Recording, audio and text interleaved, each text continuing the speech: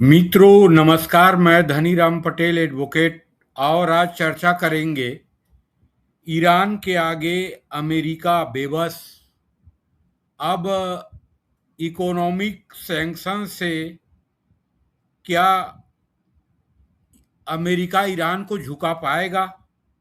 क्या चीन मानेगा अमेरिका दबाव? इस पे चर्चा शुरू करने से पहले आप सबसे आग्रह करूंगा कि मेरे channel D R Patel advocate को सब्सक्राइब करें, लाइक करें, शेयर करें।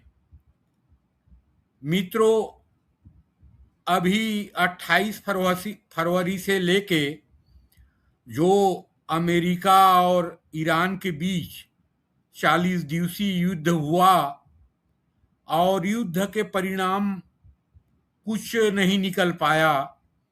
ना युद्ध के जरिए अमेरिका ने ईरान में रिजीम चेंज कर पाया, न युद्ध में अमेरिका ने ईरान को हरा पाया।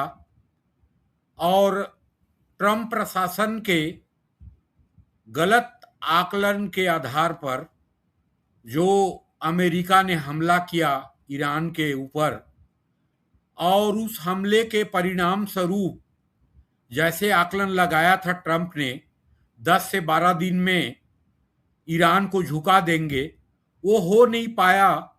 और स्पष्ट बात कहें तो परंपरागत युद्ध में अमेरिका ने ईरान को नहीं हरा पाया, बल्कि स्पष्ट रूप से ईरान ने अमेरिका को झुकने के लिए बाध्य कर दिया। किसमें? परंपरागत युद्ध में।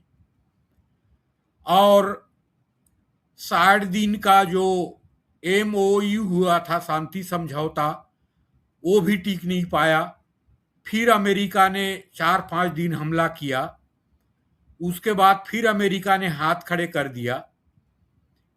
उसमें कारण ये भी है कि नवंबर में अभी मध्यावधि चुनाव है अमेरिकी कांग्रेस के, और अमेरिका में जो घरेलू राजनीतिक दबाव है ट्रंप के खिलाफ, वो भी कारण रहे हैं। और आर्थिक दबाव तो है ही, अमेरिका में महंगाई भी बढ़ा है। तो परंपरागत युद्ध में ईरान को नहीं झुका पाने के बाद अमेरिका ने अभी 2 दिन पहले पूर्ण रूप से इकोनॉमिक सेक्शन का जो नया एजेंडा शुरू किया है। इस आर्थिक प्रतिबंध से, कॉम्प्रिहेंसिव इकोनॉमिक सैंक्शन से क्या ईरान को अमेरिका झुका पाएगा? और आज जो ईरान के जो व्यापार है चीन से, लगभग 50% अंतर्राष्ट्रीय व्यापार ईरान के चीन से होता है, और ईरान के लगभग 90% तेल का आयात आज चीन करता है। लगभग एक $40 बिलियन के व्यापार है दुनिया दोनों देशों के बीच में। तो चीन को क्या झुका पाएगा? आप देखेंगे कि 1979 के ईरानी इस्लामिक क्रांति के बाद अमेरिका में अमेरिकी प्रशासन ने $12 बिलियन के ईरानी संपत्ति को सीज किया, जब्त किया, और उसके बाद लगातार नए नए प्रतिबंध लागू करता रहा। और अंततोगत्वा 1915 में बराक ओबामा के समय में परमाणु डील हुआ अमेरिका और ईरान के बीच, जिसको JCPOA कहा जाता है। और उस डील के तहत ईरान के खिलाफ प्रतिबंधों को कुछ कम किया गया। लेकिन ट्रंप के शासन में आने के बाद 18 में उस संधि को विड्रा कर लिया, अमेरिका ने खत्म कर दिया, और फिर नया प्रतिबंध शुरू किया भारत समेत दुनिया के सभी देशों को अमेरिका सैंक्शन को मानने के लिए अमेरिका ने बाध्य किया, लेकिन चीन और रूस को बाध्य नहीं कर पाया। इंक्लूडिंग नॉर्थ कोरिया भी है, लेकिन नॉर्थ कोरिया का कोई व्यापार नहीं है ईरान से। बाकी दुनिया को बाध्य कर दिया। भारत के 15-20 बिलियन डॉलर का वार्षिक व्यापार था, वो सब बंद हो गया, मात्र $1 तक सीमित हो गया, उसके भी सैंक्शन लगाए गए। और आज 50% व्यापार चीन के ईरान के चीन से होता है, और चीन को बाध्य नहीं कर पाता है अमेरिका। जैसे 18 के बाद दुनिया के सभी राष्ट्रों को बाध्य कर दिया, लेकिन चीन को नहीं कर पाया। कारण है कि दूसरी बड़ी इकोनॉमिक पावर है चीन, जिसकी जीडीपी $20 ट्रिलियन है, और सॉरी, दुनिया के लगभग 33% गुड्स है, उपभोक्ता सामान है, उसका मैन्युफैक्चरिंग हब है चाइना, सप्लाई चेन है। और अगर चीन के खिलाफ अमेरिका प्रतिबंध लगाता है, तो अमेरिका जानता है, अभी जैसे टेरिफ को 145% तक कर दिया, लेकिन मजबूर हो गया वापस करने के लिए अमेरिका चीन के खिलाफ। तो चीन को बाध्य कर सकता है अमेरिका, लेकिन अमेरिका को भी इकोनॉमिक रूप से बहुत बड़ा डैमेज होगा। जो ग्रोथ है अमेरिका की, वो बहुत बड़ी डैमेज होगी और बहुत कम हो जाएगी, महंगाई बढ़ जाएगी अमेरिका में। तो चीन को बाध्य कर पाना ये तो मुश्किल लग रहा है। दूसरा एंगल यहां पे आता है कि किसी किसी के लिए आपदा अवसर बन जाता है। जैसे पिछले 47 वर्षों से अमेरिका और पश्चिमी राष्ट्रों के प्रतिबंध के कारण ईरान के लिए ये आपदा अवसर भी साबित हुआ है। जैसे मैं बताऊं कि परंपरागत युद्ध में अमेरिका को क्यों झुकना पड़ा। आज मिसाइल पावर के रूप में, ड्रोन पावर के रूप में ईरान इतने आगे बढ़ गया है जिसका आकलन अमेरिका नहीं कर पाया था। जैसे ट्रंप ने कहा था कि 10 से 12 दिन में अमेरिका को खत्म कर दिए हैं, और हजारों बार बोल चुका है कि ईरान खत्म हो चुका है, लेकिन कुछ बिगाड़ नहीं पाया है। जो रणनीति अपनाया, जैसे अमेरिकी बेसों को हमला किया मिसाइल से, और पूरे मिसाइल को जो इंटरसेप्टर है, थॉट सिस्टम, ये रोक नहीं पाए अमेरिकी डिफेंस सिस्टम। और अमेरिका को आज मजबूर होना पड़ा कि ये युद्ध को जारी रखा नहीं जा सकता है। तो ये 47 सालों के जो प्रतिबंधों का दौर है, उसने ईरान को अधिकांश क्षेत्रों में आत्मनिर्भर बना दिया है, आपदा को अवसर में बदल दिया है। मैं उदाहरण देना चाहूंगा कि रोजमर्रा उपभोक्ता की जो सामान है, ईरान में जो उपभोग होता है, उसके 92% जो प्रोडक्ट है वो ईरान में ही होता है। रोजमर्रा के उपभोक्ता, किसी देश पर निर्भर नहीं है ईरान। कितना? 92%। खाद्य सामान, जो खाद्य बाजार है, वो 95% ईरान होममेड खाद्य पदार्थों का उपयोग करता है। कितना? 95%। फार्मास्यूटिकल जो है, दवाई में ईरान 80% आत्मनिर्भर है।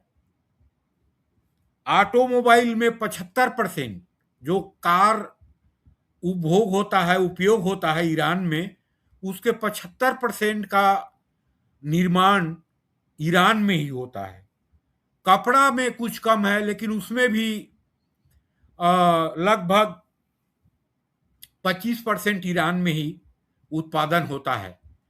और जो मिसाइल सिस्टम और जो ड्रोन सिस्टम है, जिसमें आज ईरान महारत हासिल कर दिया है, जिसके कारण परंपरागत युद्ध में अमेरिका ने ईरान को झुका नहीं पाया, हरा नहीं पाया, उसमें भी